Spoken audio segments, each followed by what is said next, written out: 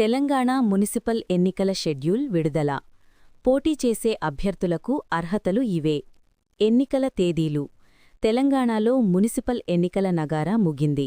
నామినేషన్ల ప్రక్రియ ఈ నెల 28న ప్రారంభమై 30న ముగియనుంది.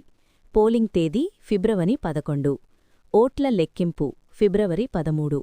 ఈ నేపథ్యంలో అభ్యర్థుల అర్హతలు, నిబంధనలు, వ్యయ పరిమితులపై రాష్ట్ర ఎన్నికల సంఘం స్పష్టమైన మార్గదర్శకాలను విడుదల చేసింది. అర్హతలు, అనర్హతలు. పోటీ చేసే అభ్యర్థులకు కనీసం 21 వయస్సు ఉండాలి. వారు సంబంధిత మునిసిపాలిటీ లేదా కార్పొరేషన్ పరిధిలో ఓటరుగా నమోదై ఉండాలి.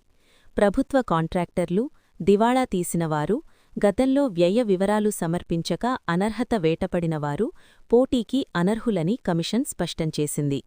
నామినేషన్కు కావాల్సిన పత్రాలు. అభ్యర్థులు నామినేషన్ ఫారంతో పాటు ఆస్తులు, అప్పులు, క్రిమినల్ కేసుల వివరాలతో కూడిన అఫిడవిట్ సమర్పించాలి. ఆధార్ కార్డ్, ఓటర్ ఐడి, ఫోటోలు. రిజర్వ్డ్ స్థానాల్లో పోటీ చేసేవారు రెవెన్యూ అధికారుల నుంచి పొందిన కుల ధృవీకరణ పత్రం విధిగా సమర్పించాల్సి ఉంటుంది. పార్టీ మరియు స్వతంత్ర అభ్యర్థులు. రాజకీయ పార్టీల అభ్యర్థులకు ఒక ఓటరు ప్రతిపాదన సరిపోతుంది, కాని వారు బి ఫామ్ సమర్పించాలి. కాని స్వతంత్ర అభ్యర్థులకు మాత్రం సదరు వార్డులోని 10 మంది ఓటర్ల మద్దతు తప్పనిసరి. ఒక్కో అభ్యర్థి గరిష్ఠంగా 4 నామినేషన్ సెట్లు దాఖలు చేసే వెసులుబాటు ఉంది. డిపాజిట్ వివరాలు.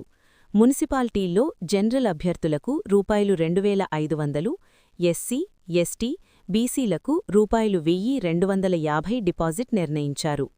కార్పొరేషన్ల విషయానికొస్తే జనరల్ అభ్యర్థులకు రూ. 5,000, రిజర్వ్డ్ వర్గాలవారు రూ. 2,500 చెల్లించాల్సి ఉంటుంది. వ్యయ పరిమితి.